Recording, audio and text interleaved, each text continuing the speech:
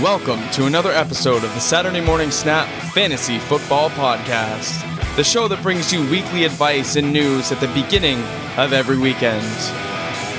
Introducing first your hosts, Mac, Mark, and Landon.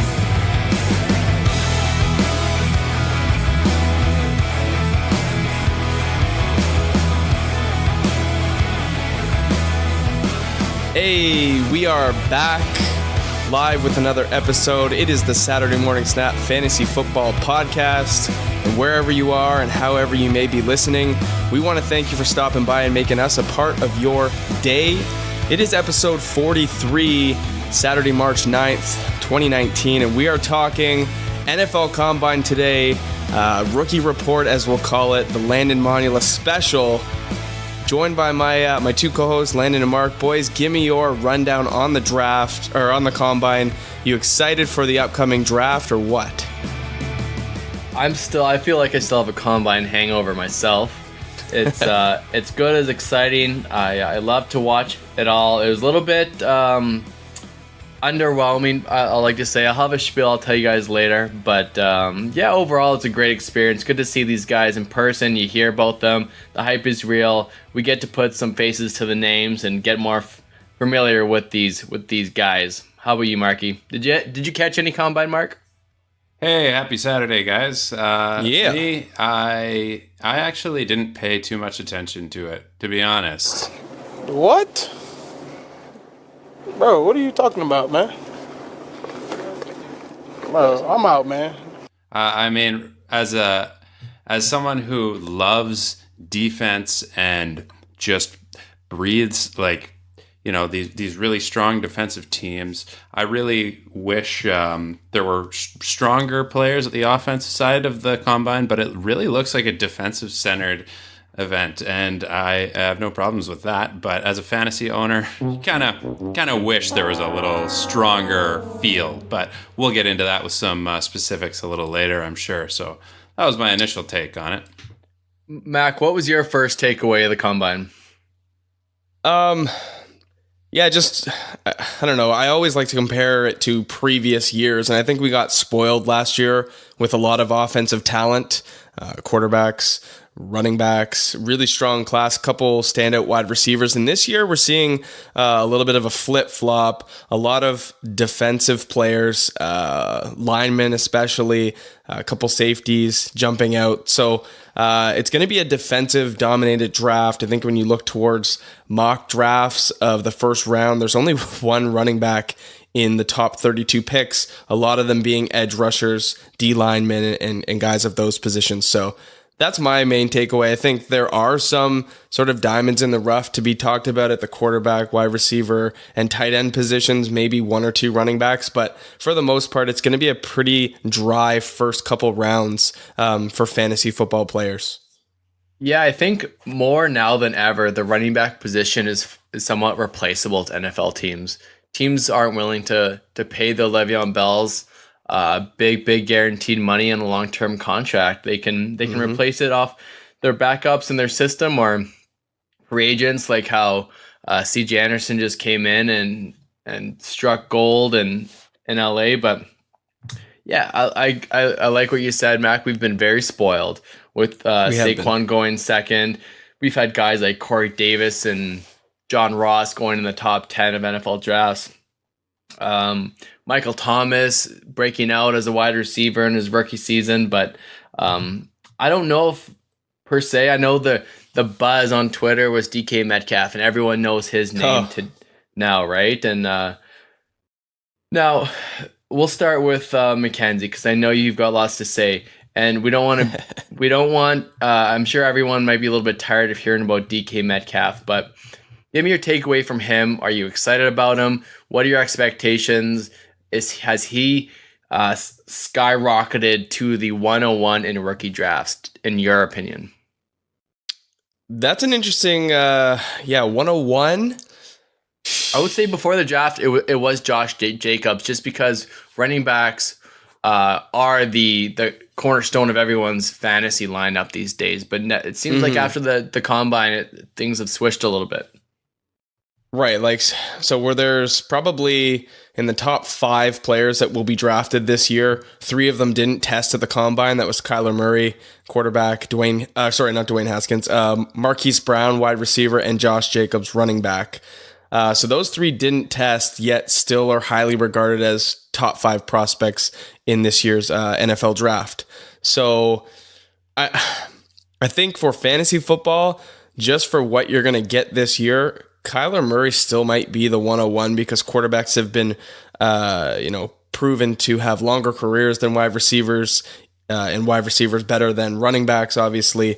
I think Kyler Murray might still go 101 in a rookie draft just because of his longevity for a dynasty league, but I could see the argument for DK Metcalf. Like, his measurables just off the charts, and hey, 1.6% body fat. So Don't get us started on that. yeah, just for those, like, I just have to throw that out there. For those that actually think that that is a legitimate number, you would die with 1.6% body fat. Organs would shut down. Yeah, you just die. The fact that they beat that, they repeated it every time so often at the broadcast would just made me shake my head every time. Yeah, just no. So are you done on DK, or should we put it to Mark on his reaction to DK? Yeah, I mean, I'll illustrate some measurables. 6'3", 228, ran a 4.33 40, and had almost a 41-inch vertical. That's insane. It's just insane.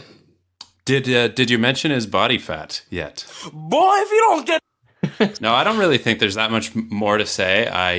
I'm excited at the idea of a big-time receiver coming in and being an immediate starter. And as far as a fantasy owner, if you're at the top of your lineup, it is going to be a tough call to decide whether you're going to go QB or wide receiver. But he is going to be the first wide receiver unanimously.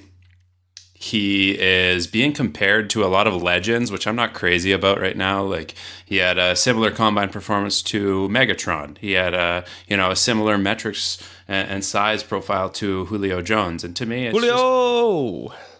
That's the one. It's just kind of hard to equate a prospect to legends like that. So, like, first, from a stature perspective, yeah, they are very similar, but that doesn't necessarily mean that DK Metcalf is going to be the next all-pro Hall of Fame first ballot wide receiver. Well, who's going to be his quarterback in the NFL? Who is going to be his surrounding offensive players? Like, sure, it's, there's so many other things that come into question. Yeah, I mean, that's maybe a good place to leave DK Metcalf. Where do you see him landing? Is he a top 10 pick in this draft? And what team could really utilize him? Because we're gonna do, just for fun, a little rookie draft to end the episode, and DK Metcalf's not going to be in the conversation. Neither is Kyler Murray, because they're just widely heralded as the top picks for rookies. So we're just going to say no. But where do you think DK is best fit, and where do you think he's going to end up going? Did you see that Tom Brady had better agility scores than DK Metcalf? Agility? Like the 3-cone and the dash. He performed extremely poor, like 4th percentile in agility. Yeah, Tom Brady's 40 was like 5.3 though. So. And for the very new listeners, this is your first episode, Tom Brady is the quarterback of the New England Patriots. He's literally just pretty good. You're looking for a comedy podcast. You don't even like football, and you're just listening to us right now. Yeah. Just playful banter between friends. What is fantasy football? Yeah. What do you think, Lando? Where's DK going? I think in a dynasty rookie draft, he is going 101. Unless it's a super flex, I think Kyler Murray should go at the first pick. And where do you think he's going to go in the NFL draft? In the NFL draft, I have him mocked for probably mid to late first round. I have him going to the Ravens.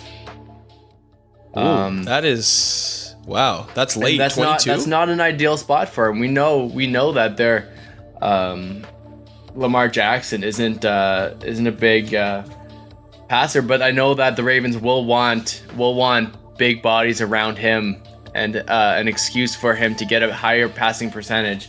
I think everyone early on in the draft either has bigger needs or just maybe thinks the value, thinks it's a deep wide receiver class and is willing to take a wide receiver in the second, third round. So I don't see him falling to 22. That seems, for how much hype he has around him, for the measurables that he showed off at the combine, I think 22 is just too low. I think someone's going to take him before that. It's quite possible. I think it'd be a mistake. I think some of these players. I have a tight end going before DK Metcalf, which is might be surprising to some listeners, but as do I. Yeah, it'll be interesting. I've got Josh Jacobs or running back going to the Eagles. 3 picks later. So I have Mark, one wide receiver, one tight end, and one running back going in the first round, and that is it. Wow. Mark, do you have any early thoughts on DK where you might want him to go? The lineup goes Cardinals, 49ers, Jets, Raiders, Bucks, Giants, Jags, Lions, Bills, Broncos, Bengals, Packers, Dolphins, Falcons, Redskins. That's the top 15. Any of those teams jump out as maybe potential landing spots for a talent like DK Metcalf, or are we safe to say he might be outside of that 15 range like Landon thinks? I would love to see him, honestly, on the Cleveland Browns. To be honest, I think that would be an amazing fit for him. Wow.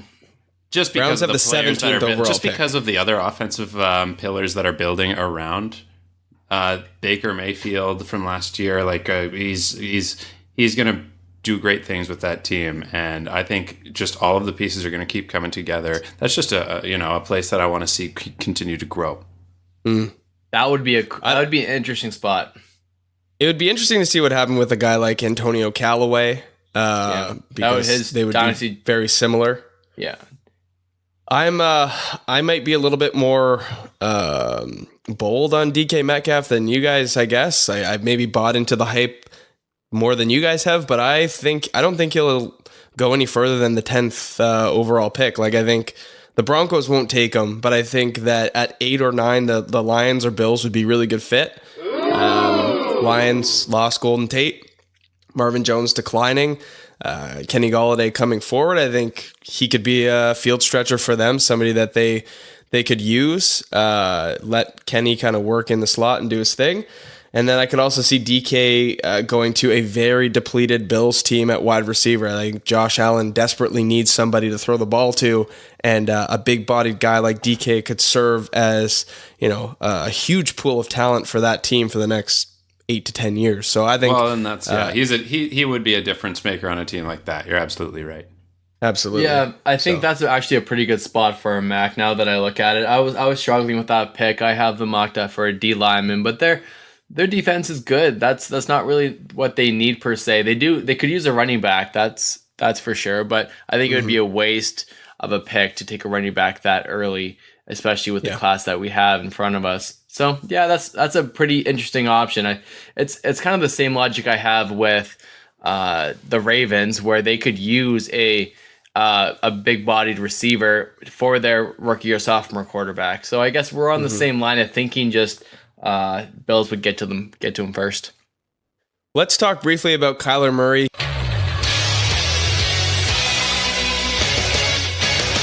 He did not test at the combine. He came in to weigh, get measured in.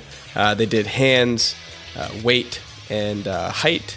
He came in at 5'10", which is big. A lot of people thought that he was slightly smaller than that. I don't know if he was on his tippy toes or had 3 pairs of socks on. But Kyler Murray coming in at 5'10", 207. And just for the record, 207 is about 15 to 20 pounds heavier than he usually plays at. He's usually in that like 190 to 195 range. So talk about this briefly, Landon. I know the news came out earlier this week that he's being considered by the Cardinals as the number one choice, and that the Cardinals are currently shopping Josh Rosen, trying to get some sort of value for him. So do you think he'll go number one? And do you think foregoing testing at the Combine was a good move for Kyler Murray? Hindsight, I think it's a great move for him. I think he solidified his spot at the 101 spot in the NFL draft. None of the quarterbacks impressed. Dwayne Haskins is right up there, and he's probably a top 2-3 quarterback prospect. But Kyler Murray did all he had to do. He's probably going to lose another maybe 5 to 10 pounds when his pro day comes up. His pro day starts the same day as free agency starts. That's going to be a big day. That's going to be on Sunday, I believe. So that'll be a big day for everyone. Everyone's going to be watching the Kyler Murray pro day. I think he will be going as the first pick. I think if, in fact, the Cardinals do not plan to keep that pick, if they actually believe in Josh Rosen, they are doing a great, phenomenal job faking it. They're promoting the hell out of that. Because I think teams will be lining up, including the Jags, including the Broncos, the Dolphins, Washington, the Redskins. All these teams will be lining up the Raiders, and the Raiders have lots of picks to draft and to trade up for that number one spot. So if the Cards keep that pick, they should pick Kyler Murray, and I think they will. I hope if I was a Cardinals fan, I know you have to be patient with Josh Rosen. I think he's, even if he was in this class, he'd be a top 2. He might be just behind Kyler Murray. With that said, I think they should trade back, keep Josh Rosen. I think they should try to get a guy like Bosa, Josh Allen, Quinnen Williams. There's a lot of really good talent in this class, and they need to help their defense as well. So, Mark, how much better? I was just going to ask Mark, how much better is a guy like Kyler Murray than Dwayne Haskins? Let's say. I mean, Dwayne Haskins has a better prospect grade by the NFL scouts than Kyler Murray. Yet Kyler Murray is considered the number one prospect for the draft. He's going to potentially go number one. So Dwayne Haskins is mocked at 6, Kyler Murray at 1. How much better is a guy like Kyler Murray than Dwayne Haskins?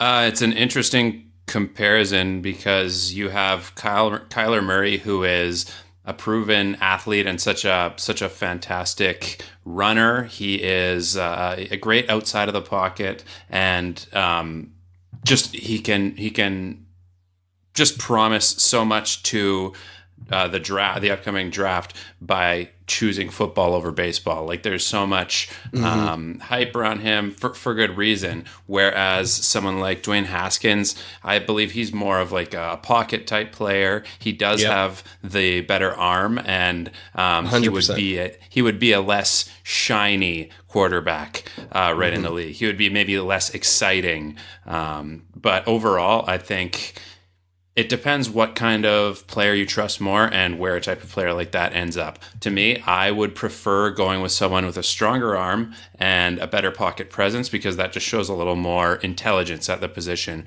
rather than risk taking. You know, if you're going to end up on the highlight reel, I want it to be a calculated effort, and I want it to be consistent. Right. I couldn't agree more. I think Dwayne Haskins at the 6th is a steal for the Giants, because you're right, Landon. There might be teams lined up out the door to get the 101 pick for Kyler Murray because the hype is so high and everyone's seen what he can do in college. But we know that college talent at the quarterback position doesn't always transfer to the NFL game. You know, perfect example, Lamar Jackson, right? Lamar Jackson in college ran all over the field. He blew by guys, but you can't do that in the NFL.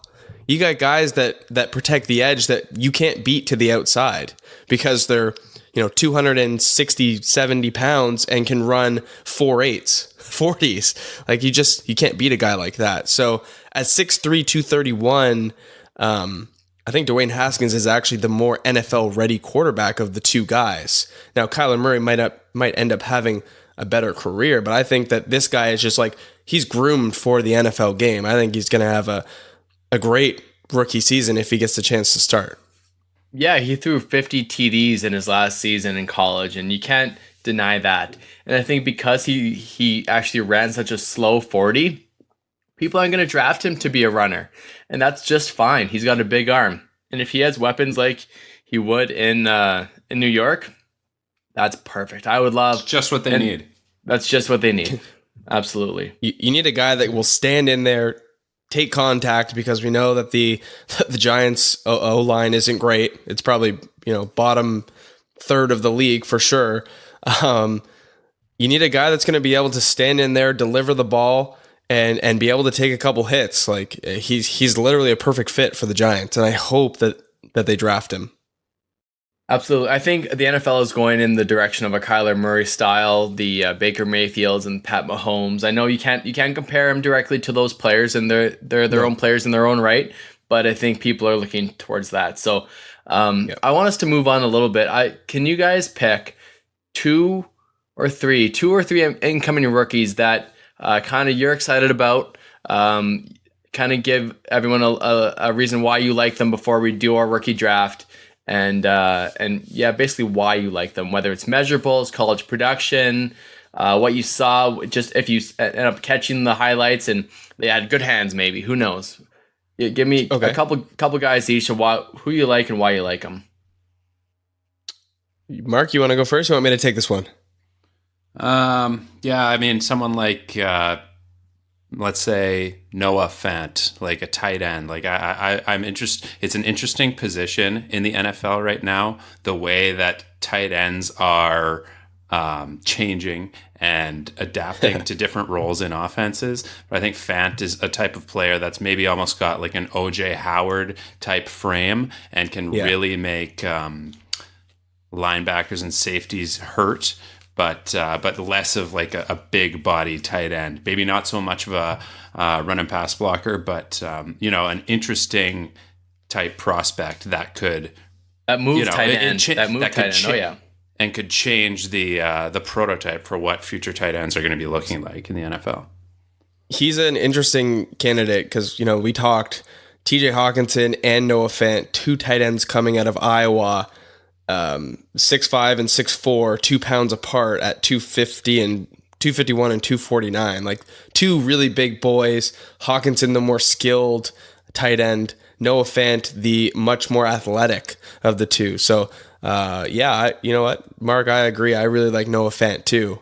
And in the mock draft that I have the Packers potentially drafting Noah Fant to replace Jimmy Graham in the next couple of years. So I'm excited about him. All right, who do you like, Mac? Who would you like to highlight here? We're not drafting, right? We're just sort of talking about guys we're excited about. Preamble, yeah. Okay, I'm gonna go with a guy that really stood out to me when I was watching guys go through the testing. It was Paris Campbell out of Ohio State, catching a lot of Buckeyes this year. I really liked Campbell. Stands 6 feet, 205 as a wide receiver. Had the fastest 40 in, I believe, of all players, but of wide receivers was number one at 4.31. 40-inch vertical, that was fifth for wide receivers. Bench press metric, I don't put too much stock into the bench press. I don't think it's a true, I mean, upper body strength does have something to do with it, but it doesn't, what I'm trying to say is it doesn't translate to NFL success, right? Like the guy that actually holds the record with 51 reps never got off the Saints practice squad in 99. So I think his name is Justin Ernest. So it's like, yeah, it's cool to have strength, but I don't think it really means anything. But I think Paris Campbell, he can fly, has good hands. He should make an immediate impact in the next couple of years to whatever team he goes to. And then at the running back position, I don't know where he's going to be drafted, second, third round. He's currently rated as the number 28 running back, so he might go even further than that, fourth, fifth round. But I like Travion Williams out of Texas A&M. He's sort of like your bruiser back, like a Zeke Elliott would be a good comparable. 5'8", 206, small guy.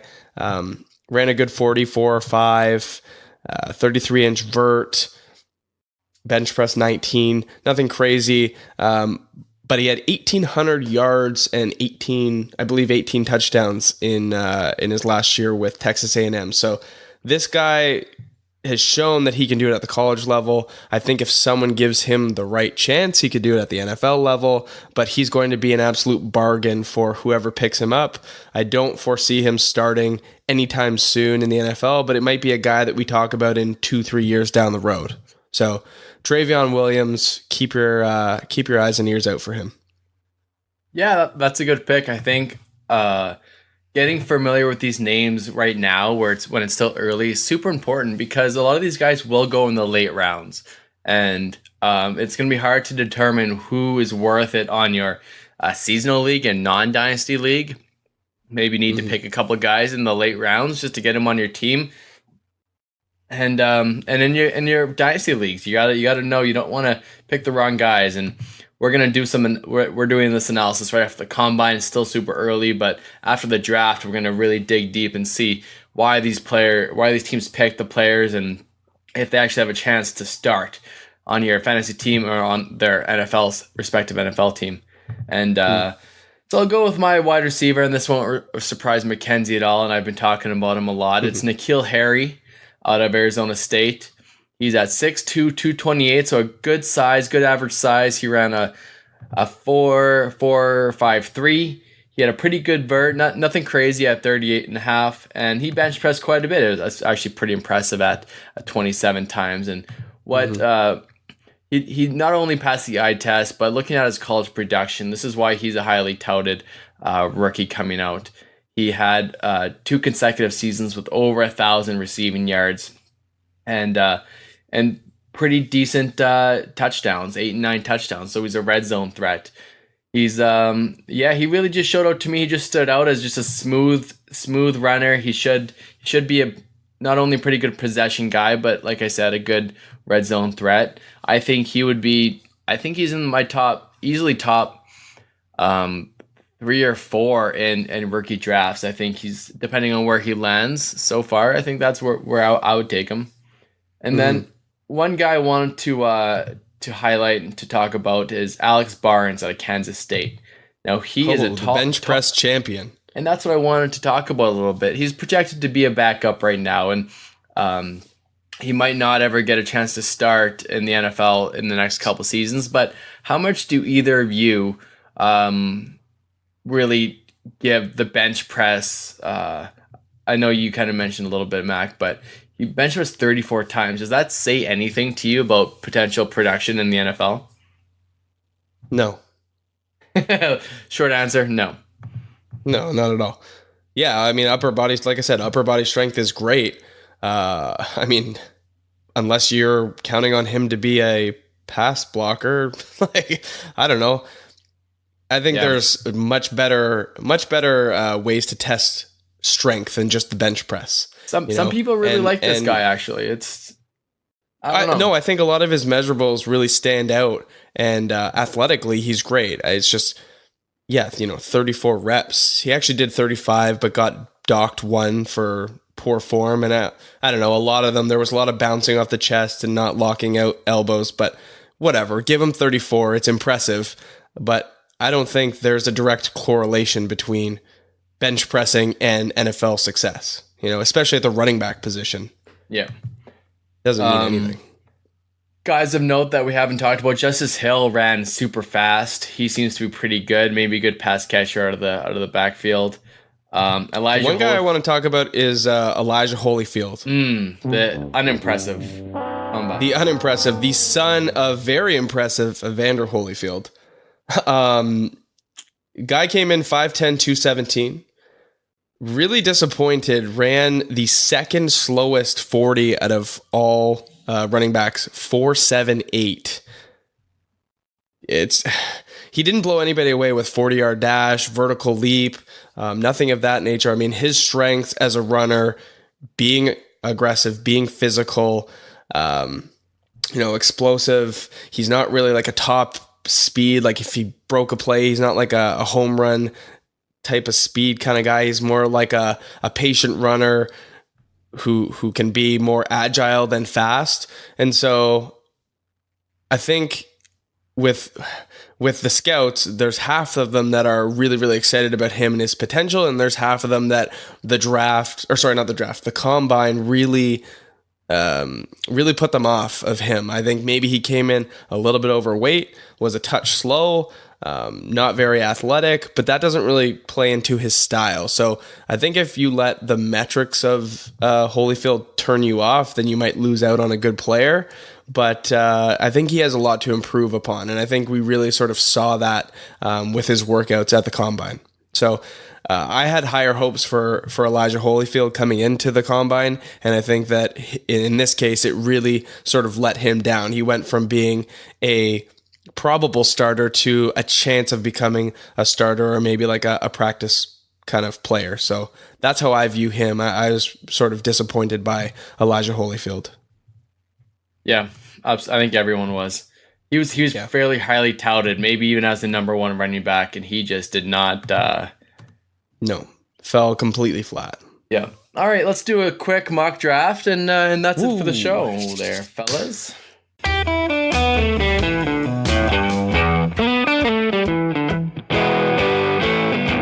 So we're gonna go to the rookie reporting. I don't know, lover himself. Landon, you get the first pick. Mark will go 2, and I'll go at 3. We'll do snake style 3 round. For the purpose of the draft, no DK Metcalf, no Kyler Murray. And you don't have to pick any particular positions, just 3 rookies that you would be super excited to have on your dynasty team, let's say, for the coming years. And it doesn't even need to be on this list that we have in front of us. We could pick anyone. No, for sure. Sure. I'm going to go number 1. I'm going with my man, N'Keal Harry out of Arizona State. Of course you are. Yep. Okay. Yeah, hit me. I'm going to take Paris Campbell. Oh, you rascal. Man, like, I can't say it enough. I'm super excited about this guy. Paris Campbell should be great. Geez. Okay. I'm going to go with, I got back-to-back picks here, right? Yep. Yeah. Okay, so I'm going to go with Dwayne Haskins, just because I think he is the most NFL-ready quarterback of those available. I think he'll probably have a better first year than Kyler Murray. I think there's going to be some growing pains with Kyler Murray for sure. And then I'm going to go with Marquise Brown. Wide receiver out of Oklahoma State, probably going to be the second receiver off the board behind DK Metcalf. Okay. Mark, back to you. Okay. Well, so this is interesting because I know where I need work on my dynasty team, but looking at these other names, it's almost more tempting to keep going at the wide receiver position where it isn't necessarily an area of need. So this is strictly off the record here. We can't actually, you can't like hold this against me if this player's on the board when we're doing our rookie draft and I don't take him. But yeah, I'm going to go with another wide receiver and AJ Brown. Yeah. Nice. I'm going to go. AJ Brown's a great pick. He, ran complement to DK Metcalf for most of the season before Metcalf went out with the neck injury. But I mean, if you like another physical, athletic talent, what's his body fat? Probably like 0.5%. I need to know. It would have been funny. I didn't even see. No one really told everyone about his body fat, but it'd be funny if it was like 20% and it's like not even close. It's like an actual accurate like body fat percentage. Yeah. There's that like viral photo of the two of them sort of standing there flexing, and they both look like equally shredded. It would be interesting to see what he came in at. Let me see if I can find that real quick. Yeah. So with my next pick, I'm going to go with Josh Jacobs. Nice. Good pick. And I'm going to go off the board. I'm going to go with someone that's not on our list here. I'm going to go with Miles Sanders out of Penn State.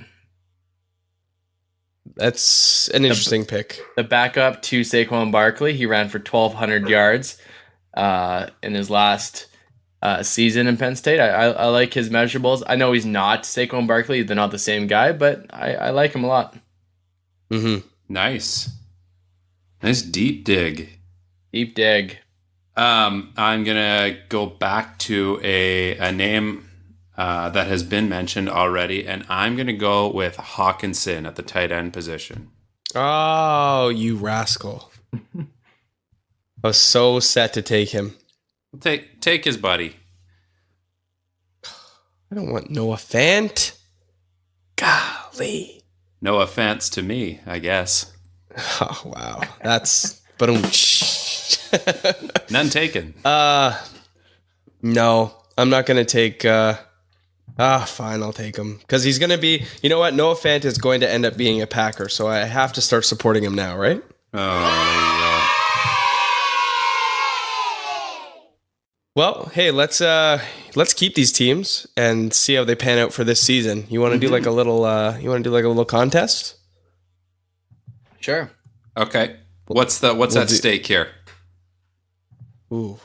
Okay. Well, I mean, we didn't tell Landon that when he picked Miles Sanders, but It's fine. It's fine. It's fine. He's gonna have the You wanna biggest do- season of them all. I mean, I took a quarterback, so I don't know if it's fair to do like combined points of all the rookies. Yeah, that's tough. That would assume that Dwayne Haskins gets starting time. Like you don't know. True too. That's tough. I don't know. We'll talk about it off camera, and we'll bring it up next time, and we'll figure out a side bet, something fair enough. Because I have two running backs. You guys both have a tight end. I don't know. It'll be close. Sure, combined fantasy points.